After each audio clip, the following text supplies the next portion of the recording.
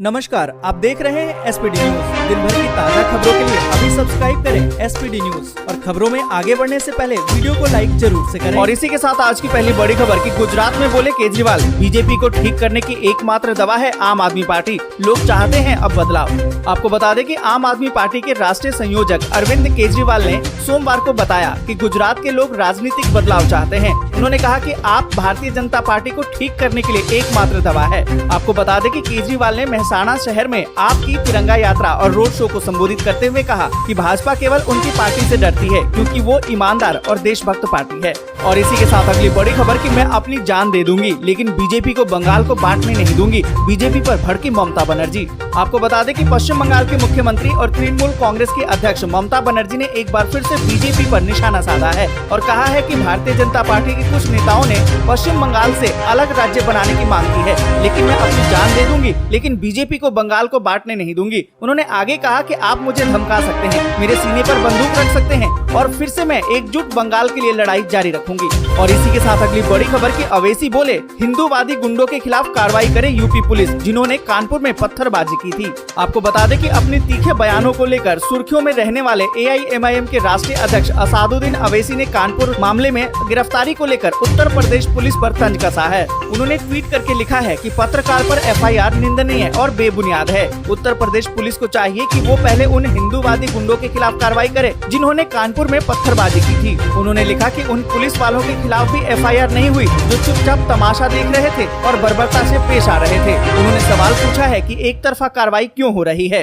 और इसी के साथ अगली बड़ी खबर की कानपुर मामले में पोस्टर जारी होते ही सरेंडर करने का सिलसिला हुआ शुरू, अब तक 50 लोग गिरफ्तार। यहाँ पर आपको बता दें कि कानपुर में बीते शुक्रवार को परेड चौराहे पर जो घटना घटी उसको लेकर पुलिस ने सोमवार को एक पोस्टर जारी किया जिसमें 40 लोगों के चेहरे थे। पोस्टर जारी होने के बाद पुलिस ने सोमवार को 38 और उपद्रवियों को गिरफ्तार किया।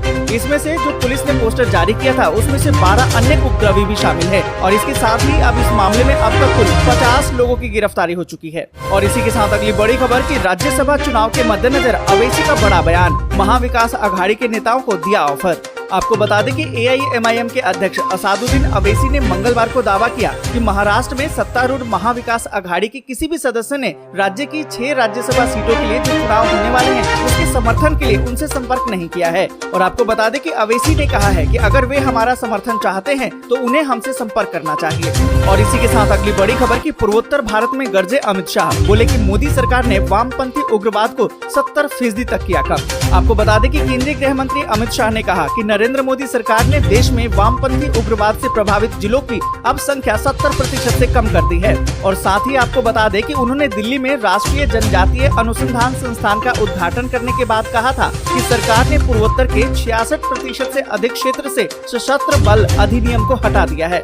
और इसी के साथ अगली बड़ी खबर की RJD के 3 उम्मीदवारों ने दाखिल किया नामांकन, लालू और तेजस्वी यादव भी रहे मौजूद। आपको बता दें कि बिहार विधान परिषद की 7 सीटों के लिए हो रहे चुनाव को लेकर RJD के 3 उम्मीदवारों ने सोमवार को अपना नामांकन दाखिल कर दिया है। पार्टी की साधारण कार्यकर्ता मुन्नी रजक और उनके साथ RJD के युवा नेता कारी शोएब और अशोक पांडे ने विधानसभा पहुंचकर अपना नामांकन पत्र दाखिल कर दिया। इस मौके पर पार्टी के राष्ट्रीय अध्यक्ष लालू प्रसाद यादव और नेता प्रतिपक्ष तेजस्वी यादव सहित कई नेता मौजूद रहे। और इसी के साथ अगली बड़ी खबर की कर्नाटक में फिर से लौटा कोरोना का खौफ, अलर्ट मोड में है स्वास्थ्य विभाग। आपको बता दें कि कर्नाटक में बीते 24 घंटे में 230 नए कोविड के मामले दर्ज किए गए हैं, जिससे प्रदेश में कोरोना के खौफ की वापसी हो गई है। स्वास्थ्य विभाग ने पिछले एक सप्ताह में राज्य में कोविड-19 के मामलों में वृद्धि के बाद कई कदम उठाए हैं। यहाँ पर आपको बता दें कि राज्य में बीते 24 घंटे में 230 नए कोविड के मामले दर्ज किए गए हैं। वहीं पॉजिटिविटी रेट 1.92% हो गई है और राज्य में सक्रिय मामले बढ़कर 2441 हो गए हैं। साथ ही आपको बता दें कि विशेषज्ञ कहते हैं मास्क को अनिवार्य बनाइए, दिशा निर्देशों को पालन कीजिए। और इसी के साथ अगली बड़ी खबर की अखिलेश यादव ने स्वामी प्रसाद मौर्य के नाम पर लगाई मुहर। यहाँ पर आपको बता दें कि उत्तर प्रदेश विधान परिषद चुनाव को लेकर एक बड़ी खबर है। समाजवादी पार्टी यानी कि SP से स्वामी प्रसाद मौर्य का नाम तय हो गया है। आपको बता दें कि 6 जुलाई को यूपी विधानसभा परिषद के 13 सदस्यों का कार्यकाल खत्म होने जा रहा है, जिसके लिए 20 जून को चुनाव होना है। और इसी के साथ अगली बड़ी खबर की मुंब्रा पुलिस ने विवादित बयान देने के मामले में नुपुर शर्मा को किया तलब, 22 जून को करेगी पूछताछ। आपको बता दें कि महाराष्ट्र की मुंब्रा पुलिस ने निलंबित भाजपा प्रवक्ता नुपुर शर्मा को 22 जून को उनके विवादास्पद धार्मिक टिप्पणी पर बयान दर्ज करने के लिए तलब किया है। एक अधिकारी ने इसकी जानकारी दी है। अधिकारी ने बताया कि नुपुर शर्मा की टिप्पणी के बाद महाराष्ट्र के ठाणे जिले में मुंब्रा पुलिस ने उनके खिलाफ प्राथमिकी दर्ज की थी, इसलिए उन्हें मुंब्रा पुलिस ने 22 जून को जांच अधिकारी के समक्ष अपना बयान दर्ज कराने के लिए तलब। और इसी के साथ अगली बड़ी खबर कि मुंबई में कोरोना की चौथी लहर, 5 दिनों में कोविड के मामले 50% तक बढ़े। यहाँ पर आपको बता दें कि महाराष्ट्र सरकार ने राज्य में कोविड-19 मामलों में निरंतर वृद्धि की समीक्षा के लिए एक उच्च स्तरीय बैठक की है, जिसमें किसी भी नए प्रतिबंध की घोषणा करने या फिर अनिवार्य मास्किंग नियम की घोषणा करने से पहले जो भी स्थिति है उसकी निरीक्षण करने का निर्णय लिया है। और आपको बता दें कि अधिकारियों ने कहा है कि ओमिक्रॉन वेरिएंट के BA.4 और BA.5 सब वेरिएंट द्वारा ही ये कोरोना में उछाल आया है। आपको बता दें कि मुख्यमंत्री उद्धव ठाकरे के साथ राज्य मंत्रिमंडल की बैठक के बाद राजेश टोपे, जो वहां के स्वास्थ्य मंत्री हैं, उन्होंने भी कहा कि अधिकांश संक्रमण BA.4 और BA.5 के ही हैं, जो अत्यधिक संक्रामक है। और इसी के साथ अगली बड़ी खबर कि रूस का पलटवार, अमेरिका के 61 नागरिकों पर लगाया प्रतिबंध। आपको बता दें कि रूस ने 61 अमेरिकी नागरिकों पर प्रतिबंध लगा दिया है। इसका ऐलान रूस के विदेश मंत्रालय ने सोमवार को किया। विदेश मंत्रालय ने कहा है कि ये फैसला अमेरिका द्वारा लगाए गए प्रतिबंधों का जवाब है और इस लिस्ट में अमेरिकी अधिकारियों और बड़ी अमेरिकी कंपनियों के पूर्व और टॉप मैनेजरों के नाम शामिल हैं। और साथ ही आपको बता दें कि दुनिया की 2 बड़ी परमाणु शक्तियों के बीच में वार्ता जारी रखने पर जोर देते हुए अमेरिका ने रूस से उसके दूतावास को बंद करने से मना किया है। मॉस्को में अमेरिकी दूतावास की तरफ से बयान जारी करके बताया गया कि यूक्रेन के साथ जंग के कारण खराब हालातों के बाद भी रूस को अपनी अमेरिकी दूतावास को बंद नहीं करना चाहिए।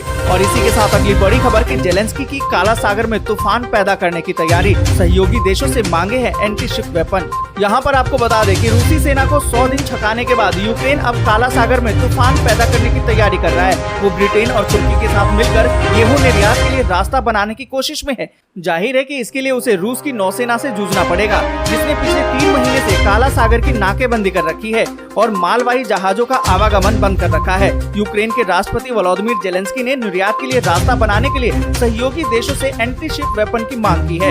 आपको बता दें कि जेलेंस्की ने कहा है कि 7.5 करोड़ टन गेहूं का भंडार हो जाएगा। इस गेहूं को निर्यात न किया तो कई देशों में रोटी के लाले पड़ जाएंगे और गेहूं का अंतर्राष्ट्रीय मूल्य भी बढ़ जाएगा। और इसी के साथ अगली बड़ी खबर कि उत्तर और मध्य भारत में लू का कहर, 11 जून तक राहत के आसार नहीं। आपको बता दें कि देश का उत्तरी, पश्चिमी और मध्य का हिस्सा प्रचंड गर्मी और लू के कहर से जूझ रहा है। अगले कुछ दिनों तक यही हाल रहने का अनुमान है। राहत की बूंदों के लिए अभी और इंतजार करना पड़ेगा। राजधानी दिल्ली, यूपी, पंजाब, हरियाणा, उत्तराखंड, महाराष्ट्र, मध्य प्रदेश, राजस्थान, छत्तीसगढ़ और बिहार समेत कई राज्यों में एक बार फिर से झुलसाने वाली गर्मी से बुरा हाल है। मानसून पूर्व की बारिश और पश्चिमी विक्षोभ के असर से जो बारिश हुई थी वो धूमिल हो गई है। और मौसम विभाग की माने तो दिल्ली में पारा 44 से 46 डिग्री सेल्सियस तक जा सकता है। लू का प्रकोप 8 से 9 जून तक जारी रहेगा। पश्चिमी विक्षोभ के कारण उत्तर पश्चिम भारत और मध्य भारत के कुछ हिस्सों में 11 जून को बादल छाए रहने और बूंदाबांदी की संभावना है। आपको बता दें कि दिल्ली में 11 जून से लू खत्म हो जाएगी और मानसून तमिलनाडु के कुछ और हिस्सों में पहुंच चुका है। पूर्वोत्तर भारत में भारी बारिश की संभावना, उत्तर पश्चिमी और मध्य भारत के ज्यादातर हिस्सों में पारा 40 से 45 डिग्री के बीच में रह सकता है। दोस्तों आज के लिए बस यहीं तक। वीडियो आपको अच्छी लगी हो तो लाइक और शेयर जरूर कर दें। अगर अभी तक आपने चैनल को सब्सक्राइब नहीं किया है तो सब्सक्राइब जरूर